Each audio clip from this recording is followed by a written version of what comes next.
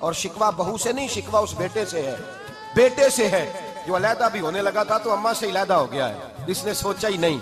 کہ ماں کے ہاتھ اٹھ جائیں تو عرش کا مالک کہتا ہے فرشتوں سے کہ پیچھے ہٹ جاؤ، ماں اور باپ اولاد کے لیے جو مانگے گے میں فوراً عطا کروں گا، تجھے پتہ ہی نہیں۔ اور ادھر رسول پاک کا کیا حال ہے، کہتے ہیں وہ تیرے رشتہ دار ہیں، تیرے بہن بھائی ہیں، تو جا میں تجھے دروازے پہ چھوڑ آؤں گا،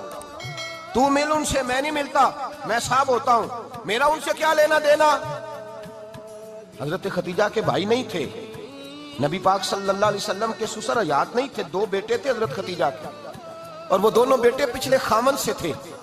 ذرا عقل کی کسوٹی پر تولیے گا کہ کسی بی بی کے بیٹے ہوں اور پچھلے خامن سے ہوں، اس آدمی کا رویہ کس طرح کا ہوتا ہے۔ لیکن میرے رسول پاک کا رویہ اس طرح کا تھا۔ میں آپ کو سیرت کی کتابوں سے،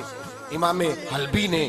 کستلانی نے، صاحب فتح الباری نے لکھا ہے، رسول کائنات سید عالم